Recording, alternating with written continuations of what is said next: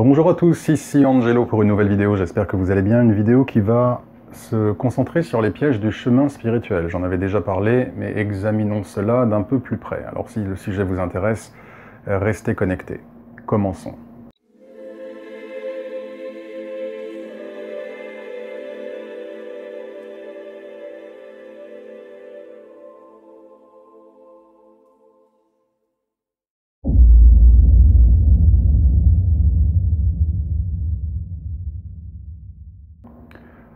Bonjour à tous, ici Angelo pour une nouvelle vidéo. J'espère que tout se passe bien pour vous et que vous avez passé une bonne semaine. J'ai souhaité traiter aujourd'hui de ce qui pour moi représente les 5 pièges du développement spirituel.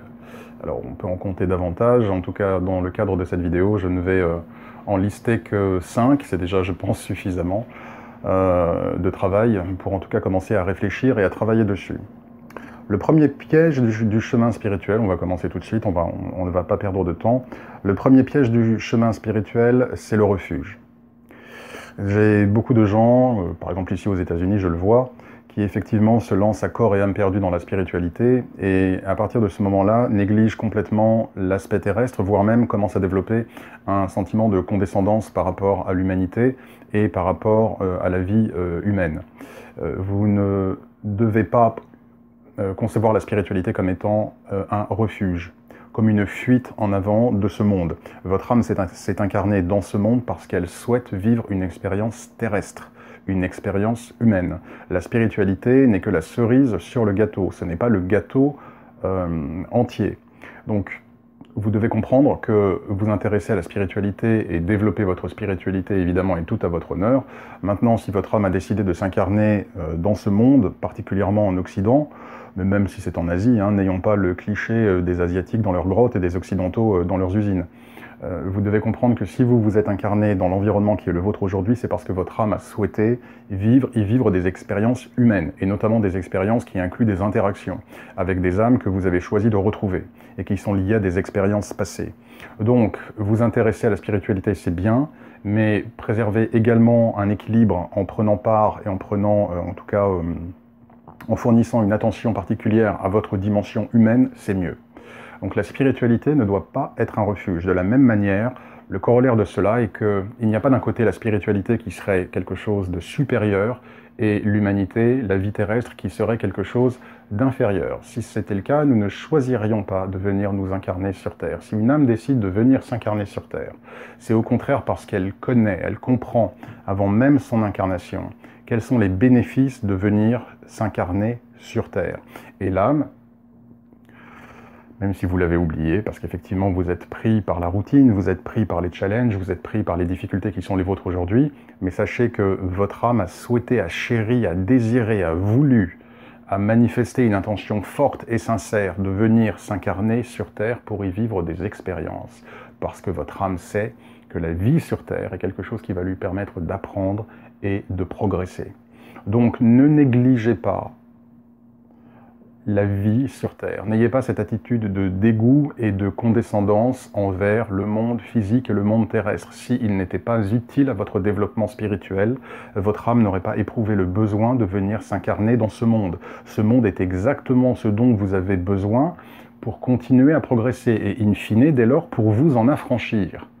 Mais si vous adoptez une attitude soit de reclus, de réclusion, c'est-à-dire que vous allez vous lancer dans la spiritualité et vous allez négliger tout le reste. Ou si en plus vous allez effectivement développer une attitude de condescendance et de mépris pour le genre humain et pour la vie humaine, ce qui va se passer, c'est que vous allez rallonger encore le temps que vous allez devoir revenir sur Terre. Parce que durant tout ce moment où vous allez complètement négliger la vie terrestre, où vous allez la mépriser, où vous allez juste rester 10 heures par jour à méditer, c'est autant de temps que vous n'allez pas utiliser pour votre propre développement spirituel qui passe par l'incarnation terrestre et qui passe par l'incarnation terrestre au regard des interactions avec les autres personnes. Donc si vous voulez limiter le temps sur Terre, jouez le jeu, et jouez le jeu à fond. Vivez vos expériences, chérissez la vie, chérissez les expériences qu'elles peuvent vous offrir. Et si vous avez affaire à des challenges, que ces challenges passent par des personnes ou par des situations, comprenez pourquoi votre âme a souhaité expérimenter ces choses-là. Essayez de comprendre également pourquoi vous en êtes arrivé à vivre ces situations-là. Ne perdez jamais de votre point de vue votre propre responsabilité. Il n'y a rien de pire dans le développement spirituel que la condescendance par rapport à la vie et le blâme. La vie, c'est moche, c'est toujours de la faute de la vie, c'est toujours de la faute des autres, et c'est pourquoi j'aime pas ma vie sur Terre. C'est la pire attitude que vous puissiez avoir. Et si vous développez cette attitude, votre âme aura besoin de continuer à revenir, parce qu'elle n'aura pas suffisamment appris, elle n'aura pas suffisamment compris les leçons qu'elle devait apprendre durant cette incarnation, et dès lors, vous ne faites que retarder l'échéance finale. Donc, premier piège spirituel, considérez la spiritualité comme étant une porte de sortie, un refuge et une fuite en avant. Et à cela, évidemment, on ajoute le fait de ne pas considérer l'expérience terrestre comme étant une enrichissante opportunité, mais au contraire comme un fardeau. Le deuxième piège du chemin spirituel, bien évidemment, c'est le fait de considérer les autres comme étant inférieurs. Alors on peut mettre ça sous l'ego, d'ailleurs je ne sais pas s'il y aura 5 pièges, il n'y en aura peut-être que 3, peu importe. Je liste ici en tout cas les pièges du chemin spirituel que je vois le plus fréquemment arriver autour de moi. Donc le second piège, c'est de considérer que parce que vous commencez à vous intéresser à la spiritualité, et particulièrement si vous avez commencé à développer soit des capacités psychiques, soit des capacités spirituelles, vous avez peut-être eu un rêve avec Jésus ou avec les anges, c'est le fait de vous sentir spécial, le fait de vous sentir supérieur aux autres, qui eux peut-être n'ont pas développé cette acuité spirituelle qui est la vôtre aujourd'hui. Vous n'êtes pas spécial, vous n'êtes pas supérieur, vous n'êtes pas grand-chose, nous ne sommes pas grand-chose, nous sommes simplement des âmes en évolution, et nous avons tous éprouvé le besoin de venir nous incarner sur Terre. Vous n'êtes pas supérieur à votre jardinier, j'aime bien toujours prendre l'exemple du jardinier, vous n'êtes pas supérieur à votre voisin qui lui a la tête dans le guidon. Vous avez peut-être effectivement 160 incarnations, peut-être que votre voisin en a que 80, mais cela ne fait pas de vous quelqu'un de supérieur. C'est juste que dans votre cheminement spirituel, vous avez eu davantage d'incarnations, davantage d'expériences, vous avez effectivement peut-être une âme qui est plus ancienne que la sienne, mais cela ne signifie pas qu'elle est supérieure. C'est important. Je vois ça beaucoup autour de moi, des gens qui commencent, si vous voulez, ils se disent « Oh, j'ai eu un rêve avec Jésus, oh, j'ai eu un signe avec Jésus, oh, Saint-Michel, oh, Marie ». Ils m'accordent de l'importance, parce qu'ils viennent vers moi, ils sont importants. Jésus va avec tout le monde. Jésus s'intéresse à tout le monde, et si on appelle Jésus, il répond à tout le monde. Donc si vous avez des signes avec Jésus, si vous avez des signes avec les êtres angéliques, si vous avez des synchronicités, si vous avez des visions, si vous avez quoi que ce soit, cela ne veut pas dire que vous êtes spécial. En tout cas, pour eux, vous n'êtes pas spécial. Vous êtes une âme parmi tant d'autres qu'ils aiment de manière égale. Jésus aime tout le monde de manière égale. J'ajoute également à cela, donc évidemment ça fait partie de l'ego, j'ajoute à cela que ce sentiment de supériorité et dès lors de mépris ou de condescendance envers les autres est au contraire quelque chose qui va vous enfermer davantage dans les forces de l'ombre et qui va freiner votre développement spirituel. De la même manière, vos guides spirituels, ça je l'ai déjà dit mais je tiens à le redire à l'occasion de cette vidéo, vos guides spirituels et Jésus ne manifestent pas avec vous alors qu'il y a un écart extrêmement important entre vous et leur propre état de conscience, ne manifestent et ne manifesteront jamais envers vous un sentiment de supériorité et dès lors un sentiment de condescendance ou de mépris. Donc pourquoi est-ce que vous voulez appliquer à vos semblables avec lesquels il y a un bien plus faible écart des comportements que Dieu, Jésus et les êtres angéliques, qui eux, par rapport à vous, ont un écart beaucoup plus important en termes d'évolution et de compréhension, ne font pas? Donc pas de condescendance, attention à la condescendance, attention au syndrome de « je suis spécial », attention au syndrome de « je suis plus évolué », attention au syndrome de « je suis supérieur ». Ce sont autant de pièges qui vont freiner votre développement spirituel. Je vais vous dire la chose la plus simplement du monde, on va tous aux toilettes le matin. Voilà. Donc ça va mettre tout le monde d'accord, il n'y a personne qui est plus supérieur que les autres, personne ne marche encore sur les eaux, d'accord? On a tous besoin d'aller à la salle de bain. Donc c'est vite vu. Donc adopter si vous vous intéressez au cheminement spirituel et au développement spirituel, cela est quelque chose qui doit au contraire développer en vous une ouverture de cœur, une compréhension, une patience, une tolérance, une empathie, certainement pas un sentiment de supériorité, de narcissisme et de privilège, si je puis dire. Un autre piège, évidemment, du chemin spirituel, c'est le fait on va dire que c'est le numéro 3, c'est le fait de considérer les énergies célestes, les énergies divines, comme étant des sortes de lampes d'Aladin. C'est-à-dire que quand vous priez, vous devez avoir des résultats. Et si vous priez, vous devez avoir des résultats, et si possible, des résultats tout de suite, et encore mieux, hier. Et que si ça marche pas, et bien là on commence à se mettre dans un état de frustration et on se dit bah, finalement ça marche pas, j'ai prié et il se passe rien pour moi. Alors déjà je vous renvoie à la vidéo pourquoi est-ce que mes prières ne sont pas entendues, ou pourquoi est-ce que j'ai le sentiment, je me souviens plus du titre de la vidéo, pourquoi est-ce que je n'ai pas réponse à mes prières, quelque chose comme ça. Je vous invite également à regarder ma vidéo sur qu'est-ce que la foi, ça pourra vous donner des clés. Que l'on parle de Dieu, que l'on parle de la Vierge Marie, que l'on parle des saints, que l'on parle de Jésus, que l'on parle des anges, ce ne sont pas vos serviteurs. Ils ne sont obligés à rien. Donc le plus grand piège que vous puissiez avoir, c'est vous dire « mais je comprends pas, je fais tout ce qu'il faut, je prie et il ne se passe rien dans ma vie. » D'accord ? Il y a des raisons pour lesquelles il peut y avoir des choses qui ne se déroulent pas comme vous le souhaitez. Là encore, je vous renvoie aux précédentes vidéos. Et si vous avez une attitude contractuelle avec les énergies célestes, vous allez être en permanence déçu. Parce que des fois, effectivement, vous allez avoir des résultats qui peuvent être à l'aune de ce que vous souhaitiez, parfois pas. Mais parfois, ce qui va se passer, ce qui n'était pas ce que vous vouliez, est au contraire ce qui est bon pour vous. Sauf que vous êtes tellement enfermé dans votre vision des choses et dans vos attentes que les choses doivent se passer d'une certaine manière, que si elles ne se passent pas d'une certaine manière, vous avez le sentiment d'être abandonné. Vous n'êtes jamais abandonné. Si vous priez Dieu, si vous priez Jésus avec un cœur ouvert, vous serez toujours soutenu. Vous ne serez jamais abandonné. Après, la manière dont qu'ils vont utiliser de vous aider ne sera peut-être pas la manière que vous aviez en tête. Mais vous ne serez jamais seul. Sauf qu'on est tellement pris dans nos problèmes, on est tellement pris dans nos challenges que du coup on voit tout en noir. Et n'oubliez pas, tout ce sur quoi on se concentre, on en crée davantage. Donc plus on va être dans le noir, plus on va être dans la pensée de l'échec ou dans la pensée de l'insatisfaction, moins nous allons être en mesure de voir les gratitudes et les bénédictions qui arrivent dans notre vie. Même si pour vous elles sont toutes petites, ça reste des gratitudes et ça reste des bénédictions. Donc n'adoptez pas une attitude contractuelle ou utilitariste ou pratique de votre spiritualité. Jésus, Dieu, les anges ne vous doivent rien. Ils ne sont pas obligés de répondre au moindre de vos désirs. Surtout que la plupart du temps, on ne sait pas exactement ce que l'on veut et on ne sait pas ce qui est bon pour soi. D'où l'attitude de lâcher prise. Le quatrième écueil du chemin spirituel, c'est l'impatience. C'est-à-dire qu'effectivement, et je ne parle pas simplement de prière comme je viens de le dire, c'est-à-dire le fait que l'on requiert des choses, et parfois en urgence, je parle tout simplement de son propre développement spirituel. On a envie que les choses avancent, et qu'elles avancent vite. Le temps n'existe pas dans le monde spirituel. Et pour votre âme, 10 ans, 50 ans, 100 ans, 30 ans, 6 mois, ce ne sont que des nombres, ça ne veut rien dire. Votre âme, pour la plupart d'entre vous, a des millions d'années, 50 ans, 60 ans, 40 ans, ça ne représente rien, c'est juste un nombre. Il faut bien comprendre que le développement spirituel est quelque chose que l'on fait sur le long terme. Toutes les graines que vous semez, elles existent. Une fois qu'elles sont semées, elles sont là.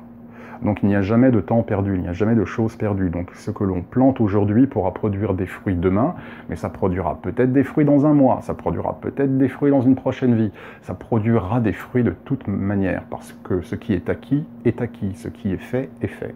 Et le plus grand piège du chemin spirituel, c'est l'impatience.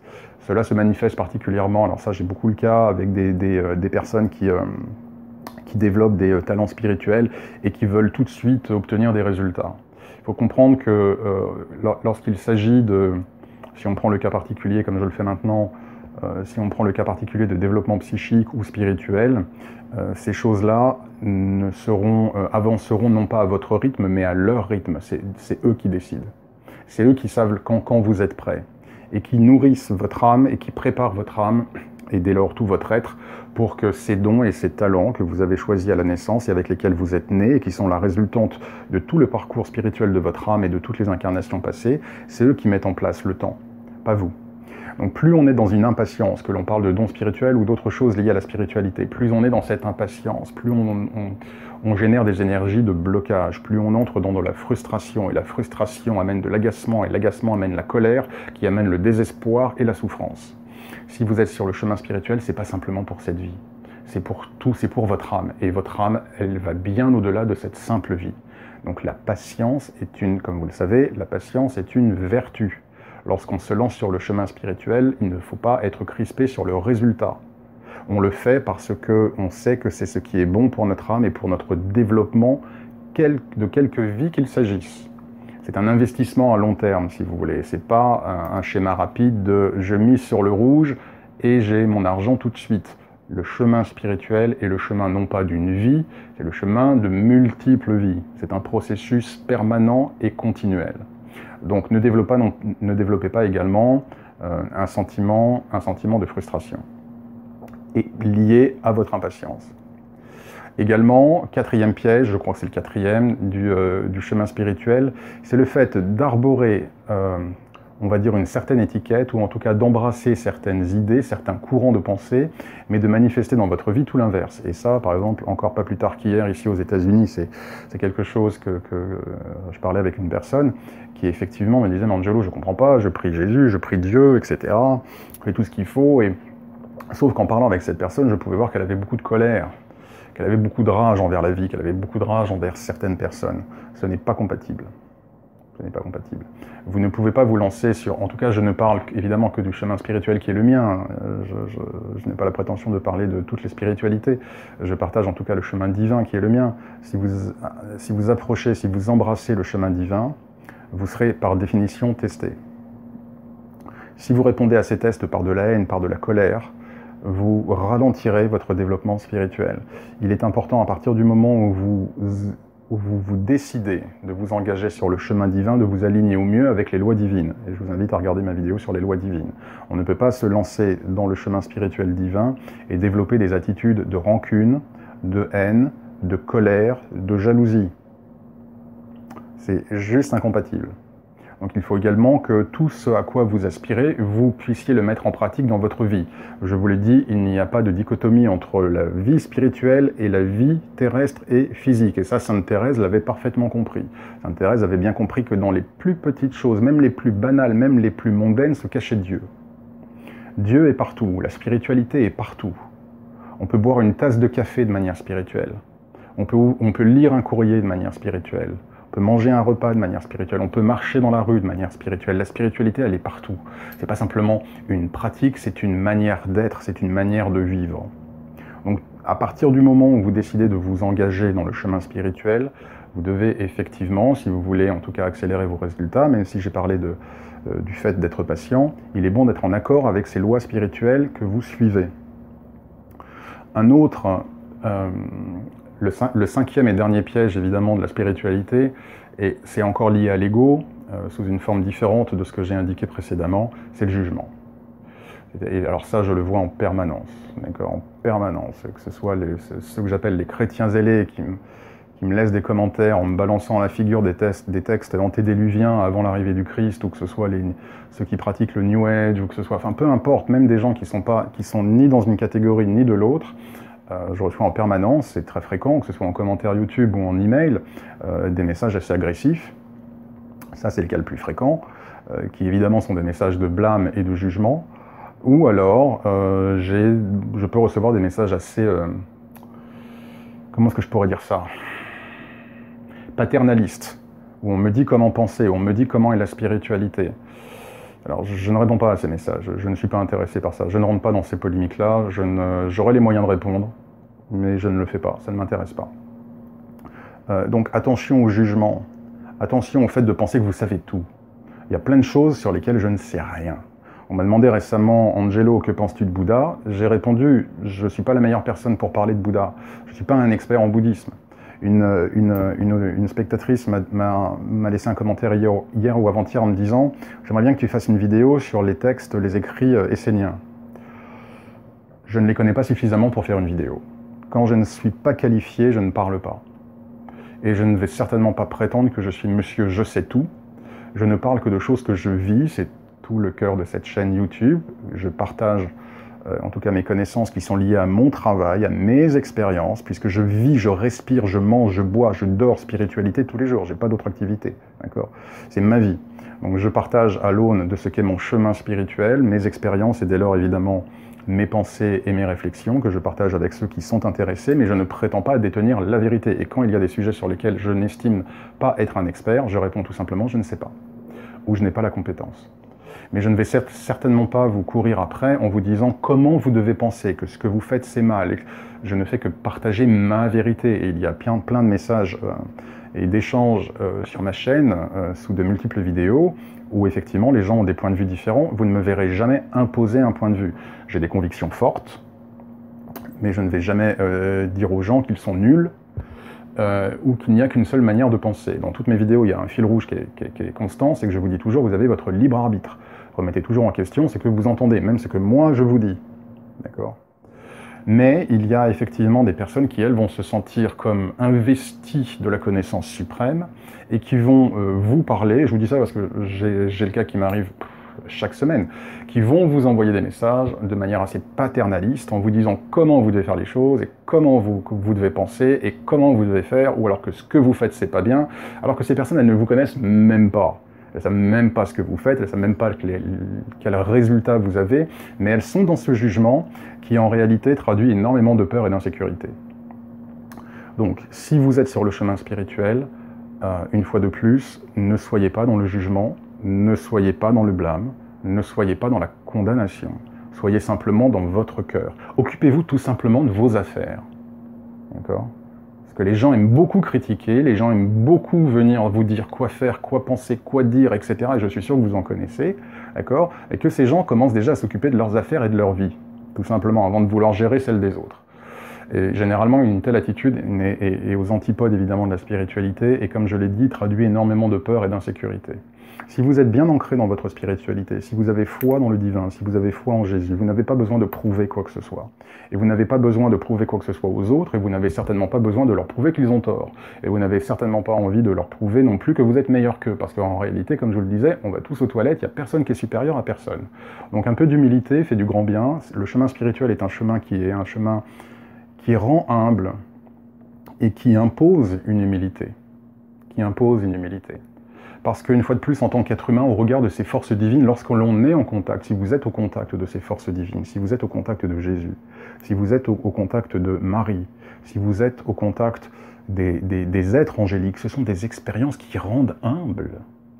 Parce qu'on est face à des énergies qui sont d'une telle puissance, qui sont d'une telle force, qu'on ne peut que s'agenouiller. On ne peut qu'être humble et modeste. Donc voilà quels sont tous les pièges, en tout cas les 5 pièges qui pour moi sont les plus flagrants et que je vois se manifester en permanence, que ce soit en France, au travers des messages, des commentaires, des emails, mais même ici aux États-Unis. Je suis arrivé aux États-Unis et je vois ça tous les jours. Voici en tout cas quels sont pour moi les 5 pièges principaux du chemin spirituel. Je pourrais développer davantage, j'ai juste pas envie que cette vidéo fasse 40 minutes ou 30 minutes. Et il y aurait certainement d'autres points. Et dans chacun des points que j'ai soulevés, je pourrais en faire qu'une seule vidéo, bien évidemment, et peut-être que je le ferai. Là, c'est juste une petite, on va dire, liste rapide, un peu les gros titres. Évidemment, on peut mettre beaucoup de paragraphes en dessous, j'en ai mis quelques-uns, mais on pourrait en mettre beaucoup plus. Donc voilà, je vous invite en tout cas à réfléchir aux différents points que j'ai évoqués dans cette vidéo. J'espère que ces points ont été utiles, j'espère que cette vidéo a été intéressante pour vous. Je vous souhaite évidemment une excellente fin de semaine, un excellent week-end. Merci à tous pour vos messages. J'annoncerai bientôt la suite des classes cartomancie et de la prochaine classe spirituelle. Je continue à prendre le temps un petit peu de me reposer malgré tout, parce que le décalage horaire, mine de rien, il se fait toujours un peu sentir. Mais en tout cas, merci à tous pour votre soutien, merci à tous pour vos adorables messages. Prenez bien soin de vous et que Dieu vous bénisse.